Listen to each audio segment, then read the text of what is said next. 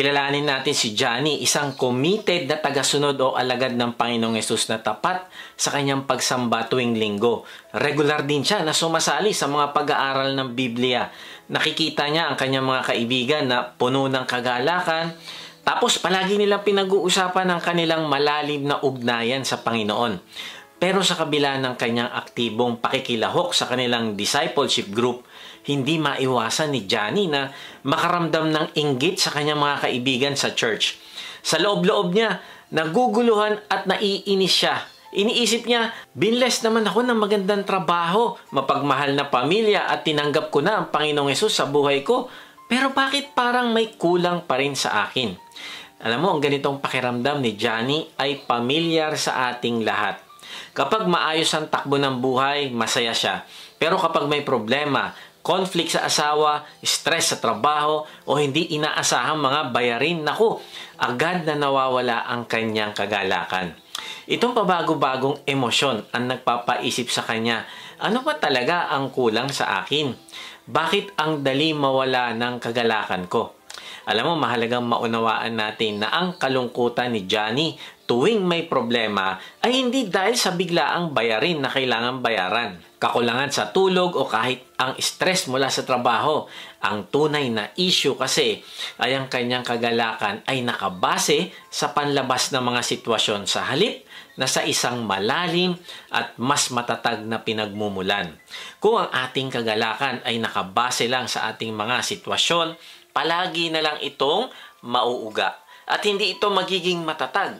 Maaaring makakita tayo ng pansamantalang saya sa mga tagumpay natin o kaaliwan, pero ang mga ito ay panandalian lang. Isa pang kwento, si Johnny Erickson Tada, isang kilalang Kristiyanong manunulat, speaker at supporter ng mga taong may kapansanan. Sa edad na 17, si Johnny ay nagkaroon ng aksidente sa paglangoy na naging sanhi ng pagka-paralyze niya mula leeg hanggang paa. Bagamat ang malupit na pangyayaring ito ay maaaring magdala sa kanya sa isang buhay na puno ng sama ng loob at kawalan ng pag-asa, ay natagpuan naman ni Johnny ang isang malalim na pinagmumulan ng joy at purpose mula sa kanyang pananampalataya sa Diyos. Sa mga unang taon matapos ang aksidente, nakipaglaban si Johnny sa malalim na depresyon, galit at syempre, nagduda din siya sa kanyang pananampalataya. Pinagdudahan niya ang purpose ng Diyos at nahirapang makahanap ng kagalakan sa kanyang sitwasyon. Pero ito yung maganda. Sa pamamagitan ng panalangin, pagbabasa niya ng kanyang Biblia at suporta ng kanyang mga kapatiran, naranasan ni Johnny ang isang pagbabago. In fact, nagkaroon siya ng kagalakan at isinabuhay ang purpose ng Diyos para sa kanya. Nagsulat siya ng mahigit na 50 books. Grabe, paralyzed na siya pero hindi ito naging hadlang. Ginamit niya yung kanyang bibig sa pagsusulat at voice recognition. Gumawa din siya ng isang foundation na tumutulong sa mga taong may disabilities. Nagpapadala sila ng wheelchair sa mga nangangailangan sa buong mundo. Siya din ay isang radio host, speaker sa mga conference, church events at iba pa. Siya din ay isang artist. Nakapag-painting siya sa pamamagitan ng kanyang bibig. Grabe, yung dating depression ay napalitan ng joy at pag-asa na tuparin ang plano ng Diyos para sa kanya. Nakaramdam siya ng fulfillment at joy dahil hindi nasayang ang buhay niya, kundi nagamit niya ito para sa mas mataas na purpose na binigay ng Diyos sa kanya. Marahil, kaibigan, may humahad lang na magkaroon ka ng kumpletong joy sa buhay. Tandaan mo ito. Nais ng Diyos na ikaw ay magkaroon ng kagalakan. Sabi niya sa John 15:11, ang mga bagay na ito ay sinabi ko sa inyo upang ang aking kagalakan ay manatili sa inyo. Gayon din naman ang inyong kagalakan ay malubos. Dalawang bagay ang gusto ng Panginoon, manatili at malubos ang kagalakan. Ang ibig sabihin, gusto niya na ang klase ng kagalakan na ibibigay niya sa atin ay mananatili, hindi matatapos. Ang ibig sabihin, hindi siya shaky, hindi siya mauuga, hindi nakabase sa external circumstances ng buhay. Pangalawa, hindi lang lasting joy ang gusto niya, kundi lubos. Hindi nais ng Panginoong Hesus na magkaroon tayo ng 1/4 na kagalakan o 1/2 na kagalakan, kundi ang nais niya ay magkaroon tayo ng lubos na kagalakan. Nais ng Diyos na maging joyful Christian o joyful disciple tayo. At I'm sure gusto nating mangyari ito sa ating buhay. Kaya nga dapat tinatanong natin sa ating sarili, nakikita ba ng mga tao sa buhay ko ang kagalakan? Nararanasan ko ba ang tuloy-tuloy na kagalakan kasama ang Panginoon? Umaapaw ba ako sa kagalakan na nakakaapekto din sa ibang tao? Kaibigan, magsisimula tayo sa ating bagong series, Overflowing Joy. Ang layunin ng ating series na ito ay tulungan tayong makasumpong ng kagalakan sa araw-araw. Ang topic natin ngayon sa part 1 ay Discover the Source of Joy. Kaya kung bago ka sa channel na ito, tapusin mo ito dahil dito ka makakahanap ng totoong joy na hindi nawawala at joy na lubos. Malalaman mo din kung saan tayo huhugot ng tunay na kagalakan.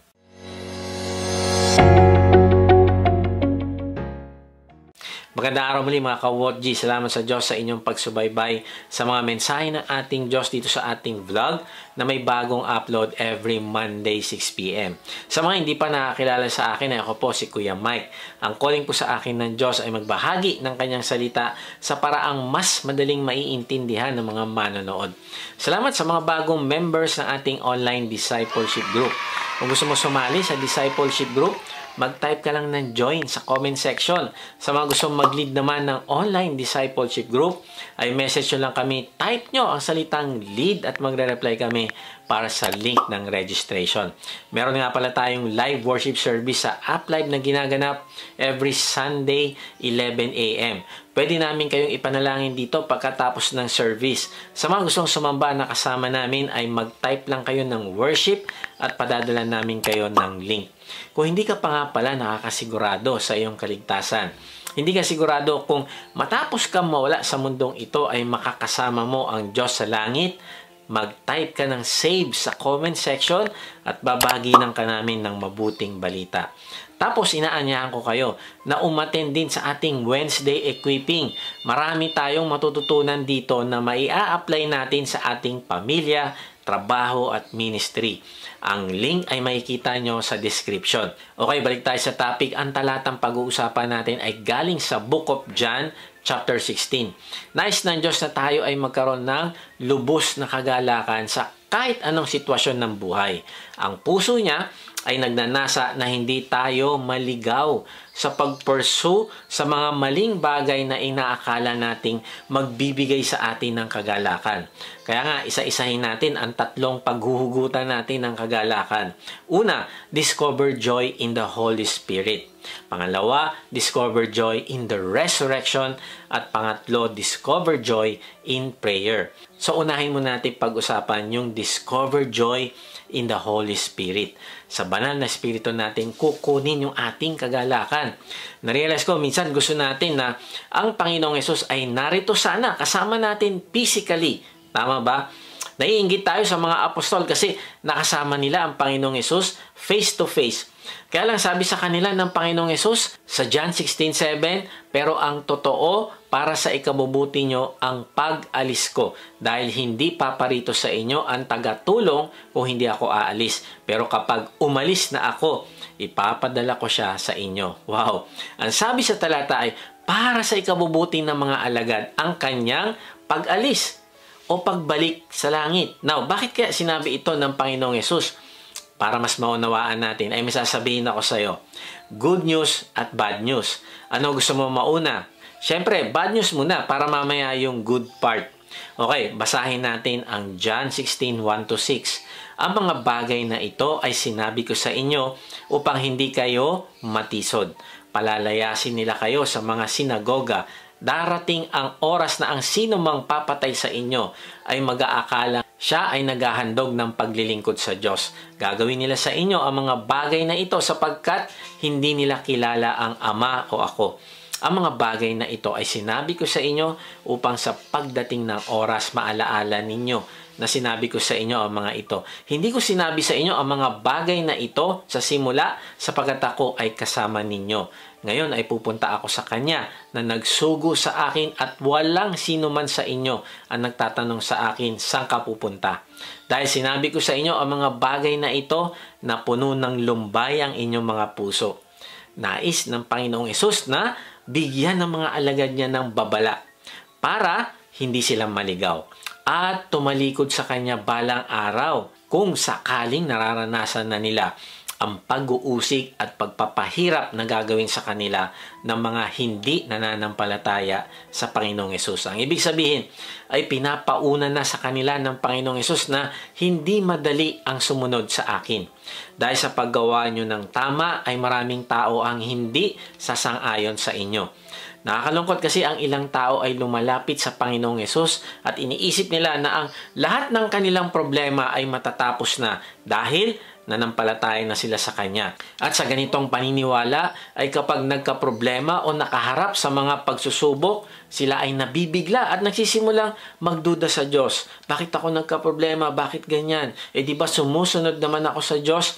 Hinahanap ko naman siya. Alam mo, ganun din yung mga alagad. Maaaring sinasabi nila, mawawala ka na nga Lord, mawawala na aming discipler, mentor, leader. Tapos ito pa, palalayasin kami sa sinagoga at papatayin pa kami. Lord, sobra na ito.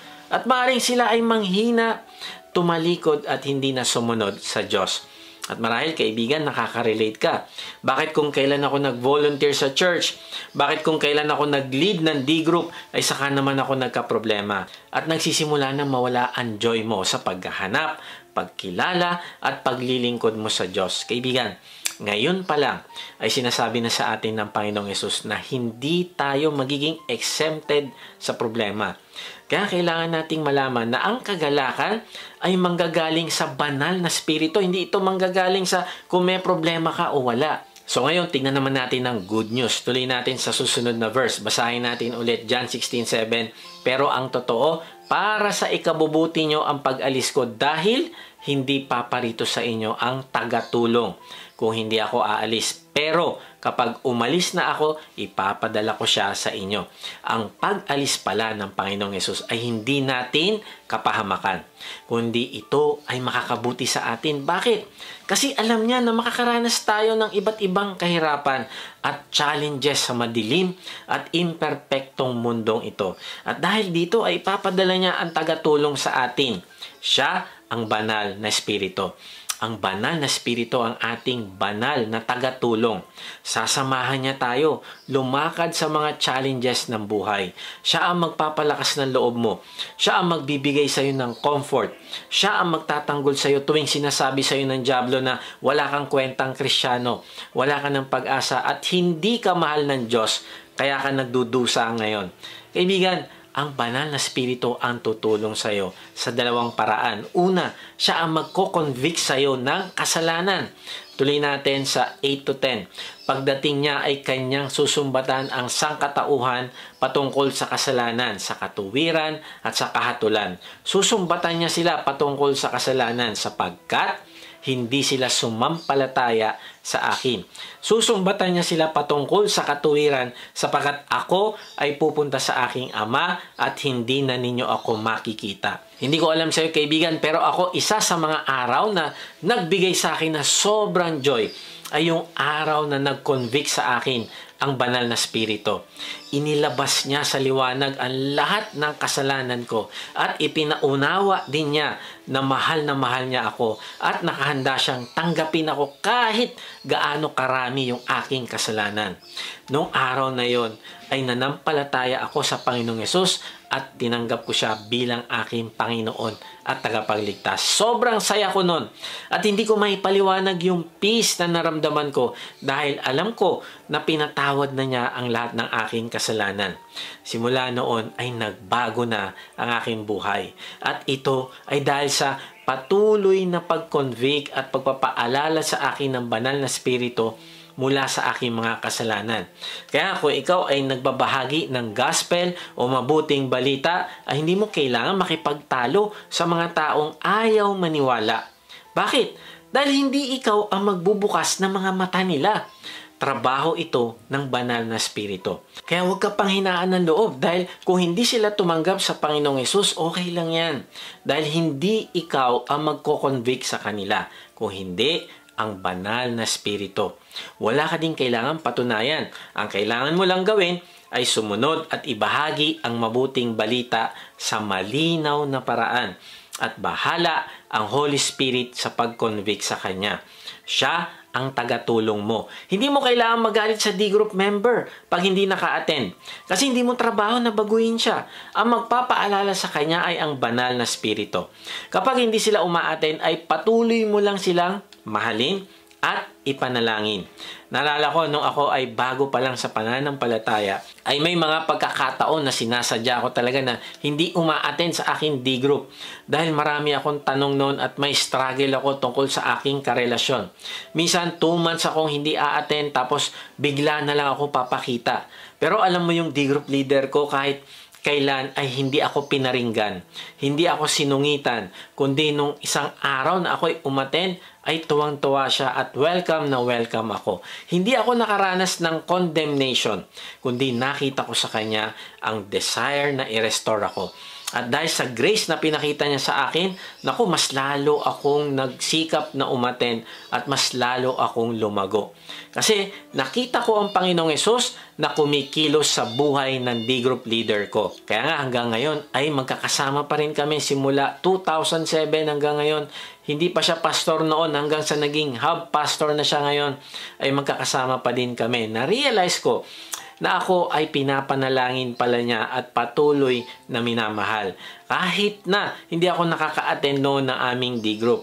At isang araw ay ang banal na Espiritu ang nangusap sa akin na bumalik. Kaya nga, wag mo i-manipulate ang asawa mo o ang mga anak mo. Wag mo kontrolin ang lahat ng bagay na mag-e-exasperate sa iyong mga anak. Ipagkatiwala mo ito sa banal na Espiritu at hilingin mo sa Kanya ang pagbubukas ng mga mata ng iyong mga mahal sa buhay. Kaibigan, the more mo kinokontrol ang mga bagay at hindi nangyayari ang ine-expect mo, mas lalo ka lang mawawalan ng joy. Kaya nga magtiwala ka sa banal na Espiritu. Ipanalangin mo ang mga bagay na wala kang kontrol at ipagkatiwala mo ito sa Kanya. Pangalawa, ang banal na Espiritu ang magpapahayag ng katotohanan. Tuloy natin ang verse sa John 16:12-13. Marami pa akong sasabihing mga bagay sa inyo, ngunit hindi ninyo ito matatanggap sa ngayon. Gayunman, sa pagdating ng Espiritu ng katotohanan, papatnubayan niya kayo sa lahat ng katotohanan. Ito ay sapagkat hindi siya magsasalita ng patungkol sa kanyang sarili. Kung ano ang kanyang maririnig, iyon ang kanyang sasabihin. Ipapahayag niya sa inyo ang mga bagay na darating. Ang sabi sa talata ay ipapahayag ng banal na Espiritu ang lahat ng katotohanan at ang lahat na mangyayari sa hinaharap. Now, ang pangako na ito ay para sa mga apostol na kausap niya. Tinanggap ng mga apostol ang mga katotohanan, isinabuhay at sinulat nila ito sa pamamagitan ng banal na Espiritu. Kaya nga, pag titignan mo ang iyong Bible, hindi mo siya titignan na imbento o katang-isip ng mga nagsulat, kundi aalalahanin mo na ang mga alagad ng Panginoong Hesus na nagsulat ng Biblia ay kinasihan ng banal na Espiritu. Hindi mahalaga kung nakapag-aral sila o hindi. Hindi mahalaga kung may posisyon sila sa templo o wala. Hindi mahalaga kung matindi ang kanilang memory o hindi. Kundi ang mahalaga ay ang patnubay ng banal na Espiritu sa kanila habang sinusulat nila ang Biblia. Sabi sa 2 Peter 1:21, sapagkat hindi galing sa sarili nilang kalooban ang mga ipinangaral nila, kundi sa banal na Espiritu na nag-udyok sa kanila upang sabihin ang salita ng Diyos. Ayon sa talata, ay ang banal na Espiritu ang nag-udyok ng katotohanan sa mga taong naghahayag ng salita ng Diyos. At kung ang banal na Espiritu ang nag-uudyok ng katotohanan, ay sino naman ang may kakayahang magpaliwanag din naman ng Bible sa atin? Siyempre, ang banal na Espiritu pa rin. Kaya kaibigan, kung sinasabi mo, ayoko magbasa ng Bible kasi ang hirap maintindihan, kaibigan, mali. Hindi isusulat ng Diyos ang Bible na parang codes at kailangan mo ng decoder. Kailangan mo ng pastor o taga-interpret sa'yo. Mali, kaibigan. Ang kailangan mo ay puso na totoong naghahanap at gustong sumunod sa Diyos. At kung hihilingin mo sa Kanya na ipaliwanag sa iyo ang Kanyang salita sa pamamagitan ng banal na Espiritu, ay maiintindihan mo ito. Ang banal na salita ng Diyos ay pinapaintindi niya sa mga taong buo ang puso na nagnanasang maintindihan ito at sundin. Paano? Sa pamamagitan ng banal na Espiritu na nananahan sa iyo. Pero kung nagbabasa ka lang para may maipost sa social media o para masabi lang na nagka-quiet time ka, ay wala ito magiging pakinabang sa'yo.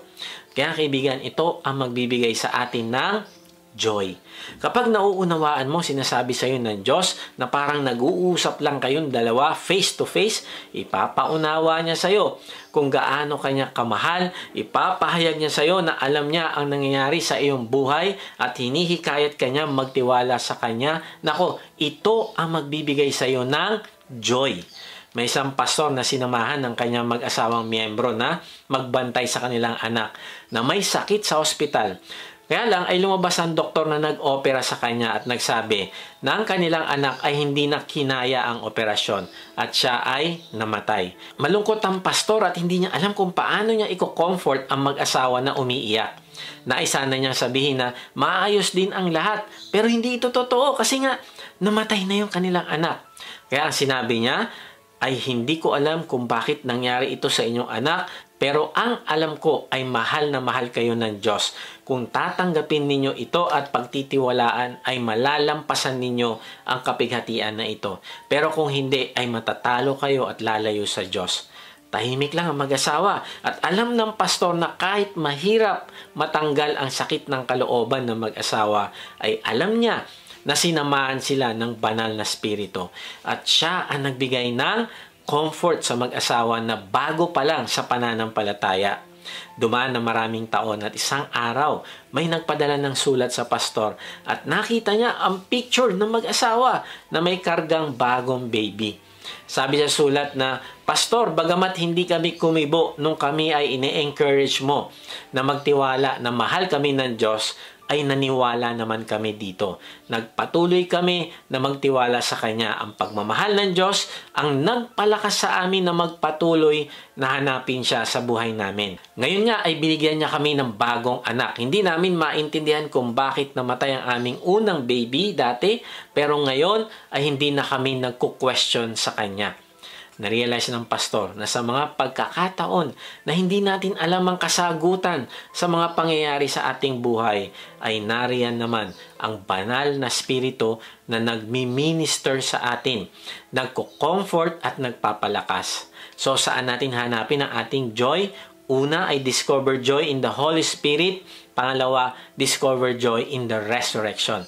Hanapin natin ang kagalakan sa pagkabuhay na muli ng Panginoong Yesus. Magpuri tayo at magalak sa katotohanan na buhay ang Panginoong Yesus. Tuloy natin ang talata sa John 16:20-22. Katotohanan sinasabi ko sa inyo, kayo ay tatangis at mananaghoy, ngunit ang sanlibutan ay magagalak.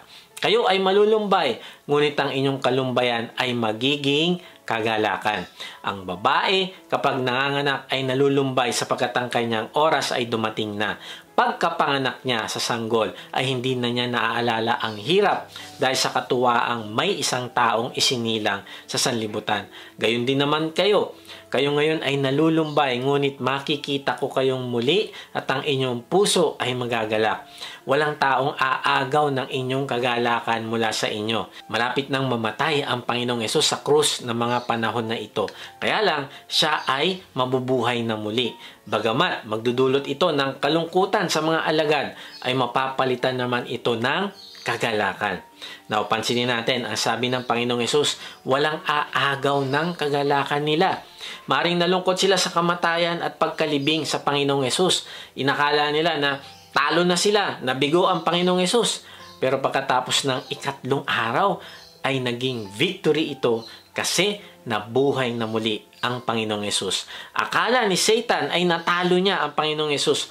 nung siya ay pinako sa krus at namatay. Pero ang hindi niya alam ay siya ang tinamaan ng matindi dahil nagtagumpay ang Panginoong Hesus na mabuhay na muli. At ang ibig sabihin nun ay dahil sa nabuhay na muli ang Panginoong Hesus ay tayong mga nananampalataya sa Kanya ay mabubuhay ding muli. Wala nang power sa atin si Taning. Wala na siyang magagawa para ilayo tayo sa Diyos. Wala na siyang magagawa para kondenahin niya tayo sa ating kasalanan. Bakit? Kasi lahat ng ating kasalanan ay bayad na sa krus. Wala nang parusa o penalty ang kailangan nating bayaran pag namatay tayo dahil binayaran na ng Panginoon. Tayo ay may kakayahan na ngayong sumunod sa Diyos at hindi na tayo sunod-sunuran sa dyablo. Sabi sa Romans 6:14, "For sin shall no longer be your master, because you are not under the law, but under grace."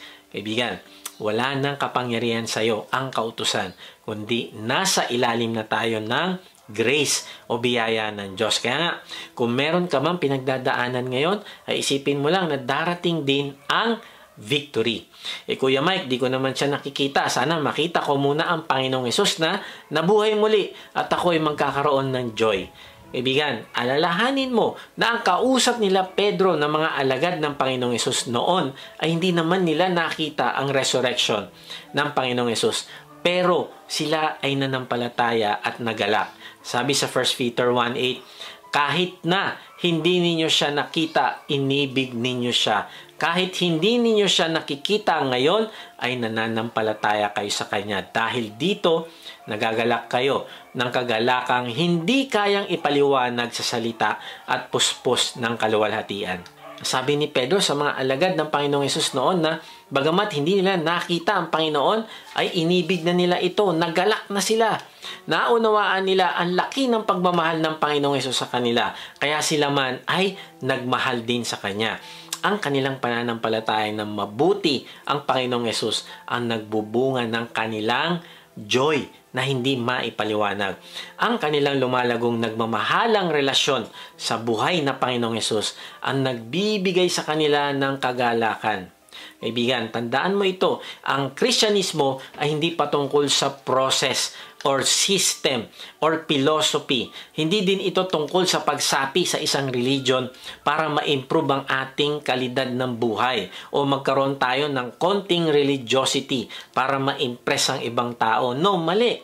Ang Kristyanismo ay patungkol sa isang person.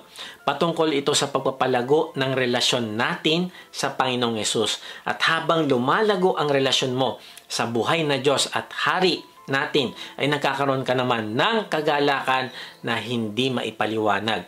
Kahit pa may challenges sa buhay. Kaibigan, ang isang dahilan kung bakit ka magagalak sa resurrection ng Panginoong Hesus ay dahil hindi na siya mamamatay magpakailanman.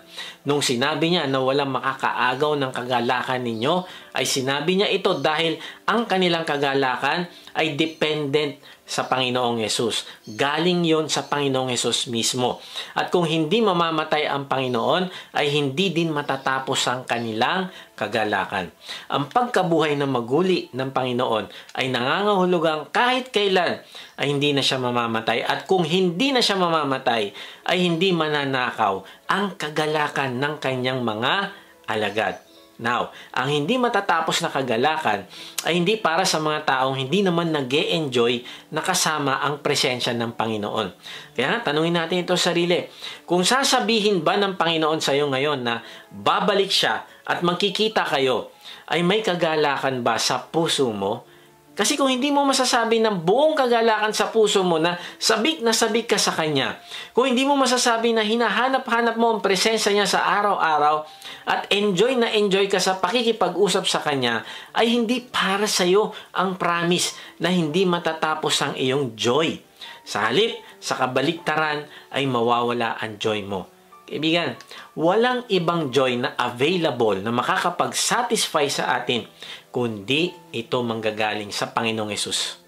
Hindi pera, hindi karir, hindi ang relationships mo, hindi ang position mo. Pangalawa, kaya tayo magagalak sa pagkabuhay na muli ng Panginoong Hesus ay dahil ang ibig sabihin ng kanyang pagkabuhay ay pagkabuhay din nating muli. Ang ibig sabihin, tayo din ay hindi mamamatay kundi makakasama natin siya ng walang hanggan. Ang ibig sabihin ng hindi tayo mamamatay, hindi tayo mapapahiwalay sa Kanya. Hindi tayo mapupunta sa dagat-dagatang asupre, kundi makakasama natin siya sa langit magpasawalang hanggan. Wow! Ito ang pagmumulan ng joy natin. Kaya nga sabi niya, walang makakaagaw sa inyo ng inyong kagalakan. Bakit? Kasi walang katapusan ng ating magiging fellowship sa Kanya. Grabe, kaibigan. Unawain mo ito mabuti. Dalawang bagay ang kailangan maging totoo para masigurado mo na hindi mawawala ang kagalakan mo. Una, ang magbibigay sa iyo ng joy, dapat hindi mamamatay at mabubuhay ng walang hanggan. At pangalawa, ikaw din dapat ay mabubuhay ng walang hanggan. Kung isa sa mga ito ang temporary lang, naku, mawawala ang iyong joy. Nakakalungkot kasi maraming tao nagsasabi na we eat, drink, and be merry kasi bukas patay na kami. Kaya sasamantalahin na namin habang buhay pa kami. Kaibigan, mali kasi hindi tayo mamamatay na biglang maglalaho, kundi magpapatuloy tayo sa susunod na buhay. Kaya lang ang tanong ay, makakasama ba natin ang Panginoong Yesus o mahihiwalay tayo sa Kanya sa next life ng walang hanggan? Kaibigan, piliin mo ang Panginoong Yesus. Tingnan mo ang pangako niya sa kanyang mga alagad. Sabi sa John 14:19, kaunting panahon na lang at hindi na ako makikita ng mga tao sa mundo. Pero makikita nyo ako at dahil buhay ako, mabubuhay din kayo. Then sabi niya pa sa John 11:25-26, sinabi ni Jesus sa kanya, akong bumubuhay sa mga namatay at ako rin ang nagbibigay ng buhay. Ang sumasampalataya sa akin, kahit mamatay, ay muling mabubuhay. Ang sino mang nabubuhay at sumasampalataya sa akin ay hindi mamamatay kailanman. Naniniwala ka ba sa sinabi ko? Napakaganda ng katotohanan na ito. Hindi sinabi na ang religion ang bumubuhay sa patay, kundi ang Panginoong Yesus. Ang ibig sabihin, kung gusto mong mabuhay na kasama ang Diyos sa langit, ay kailangan mo ang Panginoong Yesus. Ang sabi sa talata ay ang sumasampalataya sa akin, kahit mamatay, ay muling mabubuhay. Hindi sinabi sa talata na ang sumasampalataya sa Kanya at maraming good works dito sa mundo ang muling mabubuhay. Hindi. Ang sinabi ay ang sumasampalataya kahit mamatay ay muling mabubuhay. Kaya ang tanong ay, naniniwala ka ba sa sinabi ng Panginoong Yesus? O meron kang nasa isip na ibang paraan para maligtas? Kaibigan, hindi ka magkakaroon ng joy dito sa lupa kung nakasalalay sa iyo ang iyong kaligtasan. Dahil kahit kailan, hindi mo kayang iligtas ang sarili mo. Araw-araw isipin mo kung sapat na ba ang nagawa mo o hindi pa. Hindi ka magkakaroon ng peace. Kaya nga, simulan mo ipagkatiwala ang iyong kaligtasan sa Panginoon. Magalak ka dahil nabuhay siya muli. Dahil ito ang nagpapatunay na siya ang nagbibigay ng buhay.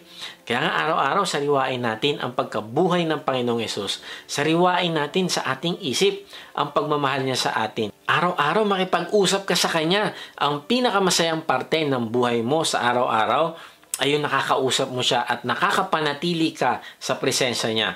Pag linggo naman, ito dapat ang pinakamasayang araw mo sa isang linggo. Bakit?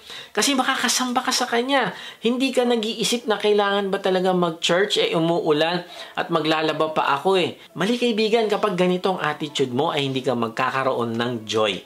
Kaya kailangan nating maging joyful sa araw-araw kahit nakakapagod ang buhay. Minsan nakakabalisa dahil hindi mo alam ang mangyayari. Pero kaibigan, kung paanong nabuhay muli ang Panginoong Yesus, ay magkakaroon ka rin ng victory sa tamang panahon at tamang paraan.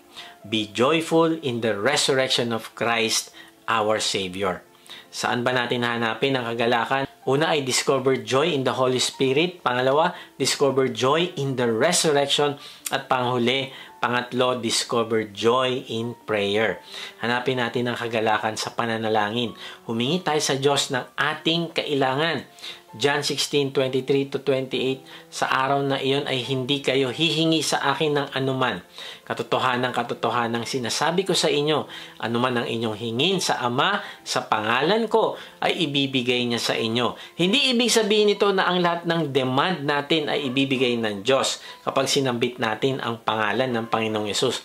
Hindi din sinabi na ibibigay ang ating kahilingan kung gagamitin natin ang pangalan ng Panginoong Yesus. No. Ang sinabi ay sa pangalan ng Panginoong Yesus, in Jesus' name. Ang ibig sabihin ay dahil nakipag-isa tayo sa Panginoong Yesus, kilalan natin siya, alam natin ang kanyang kalooban, ay ang paraan ng ating panalangin ay mag-iiba din. Nakikipag-isa tayo sa kanya sa panalangin. Kung paano siya manalangin, ganun tayo mananalangin.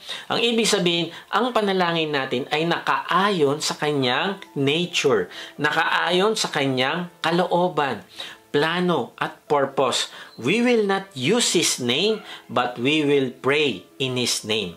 Hindi natin gagamitin ang pangalan ng Panginoong Yesus na parang magic formula na hindi naman natin inaalay ng ating puso at motivation sa Diyos. Lord, gusto ko ng bagong sasakyan in Jesus' name.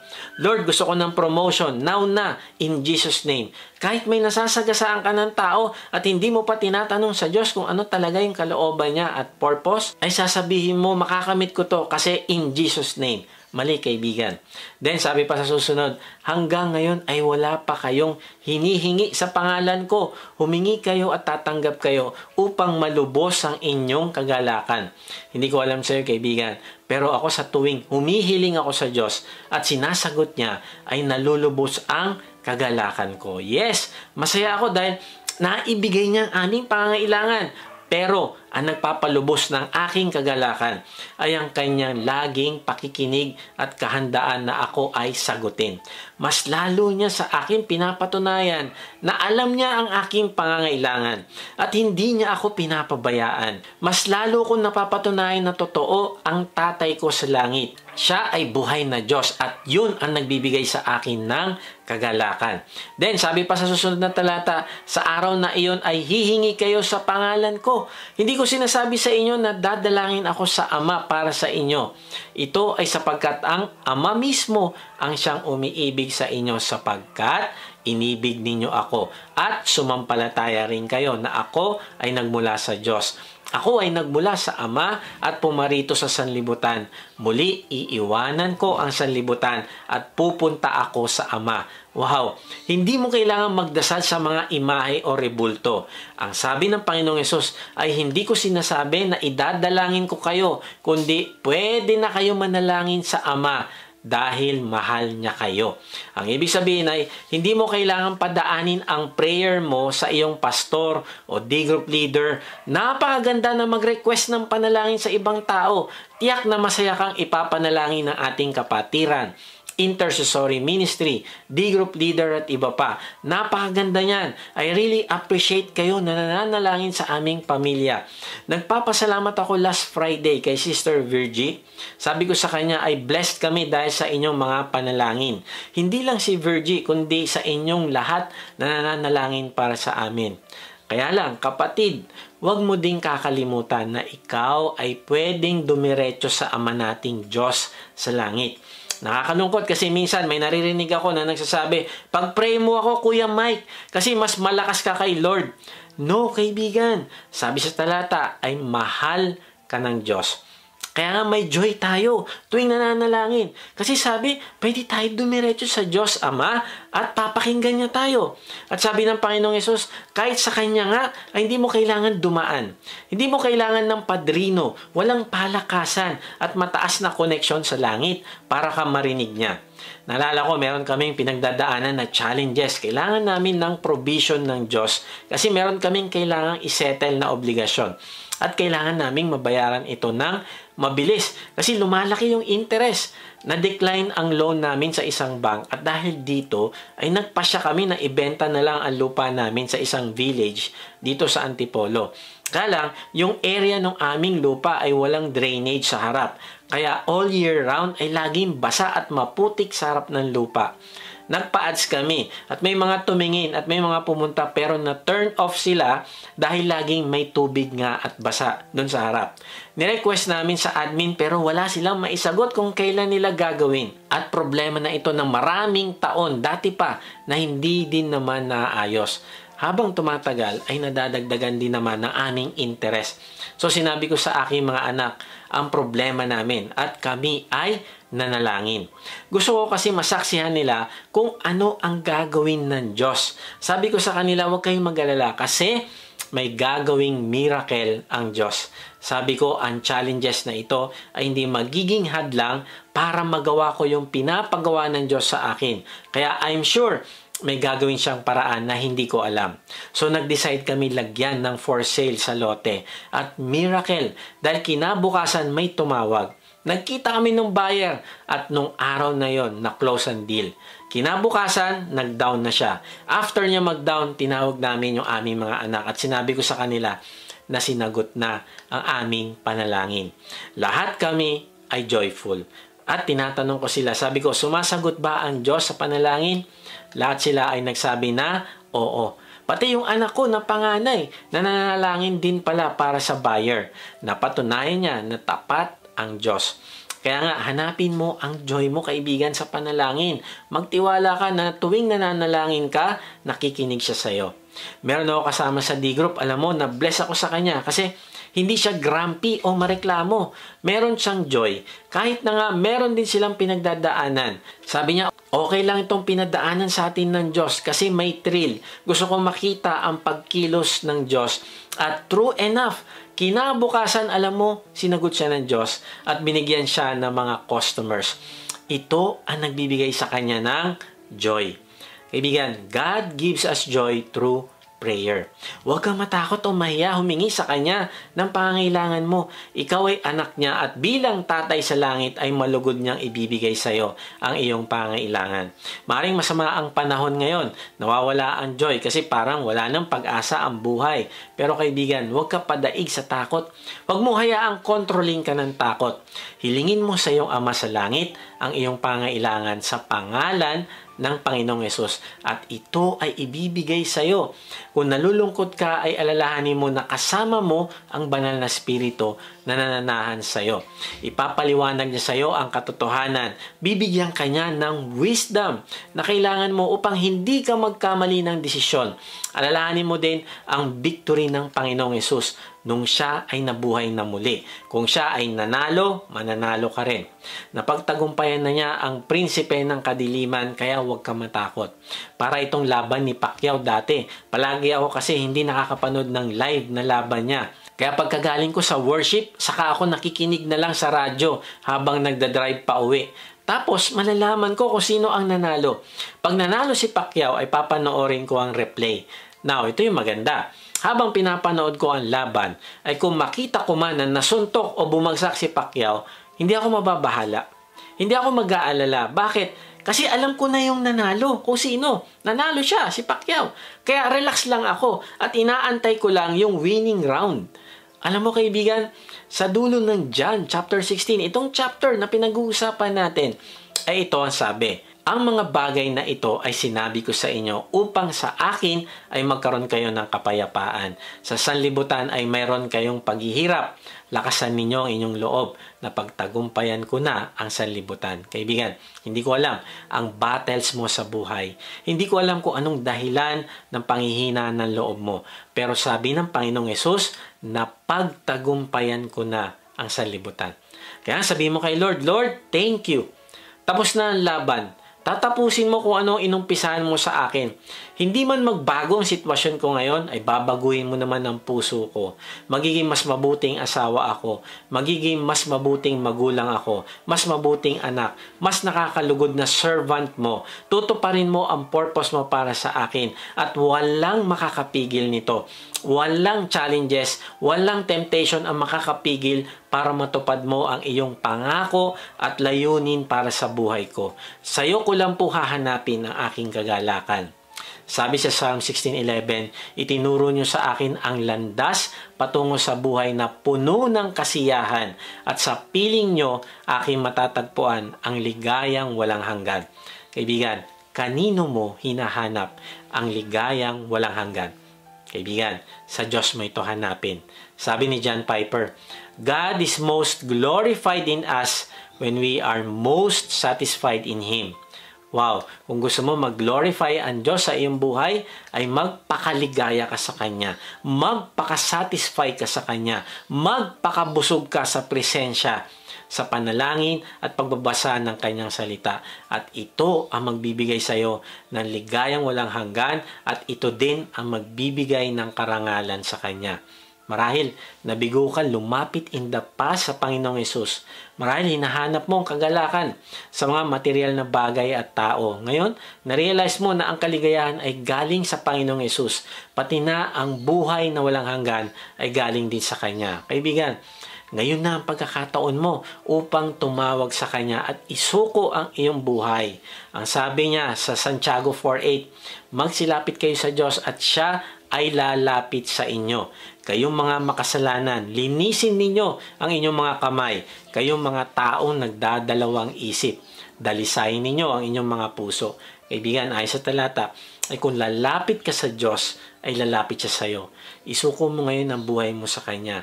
Manampalataya ka sa Panginoong Yesus. Ang sabi niya, ang sino mong mananampalataya sa Kanya, kahit mamatay ay mabubuhay na muli. Kaya nga, manampalataya ka sa Panginoong Yesus na Siya ang nagbayad ng lahat ng kasalanan mo sa krus. Pag ginawa mo ito, patatawarin ka, bibigyan ng karapatang maging anak niya at bibigyan kanya ng bagong puso.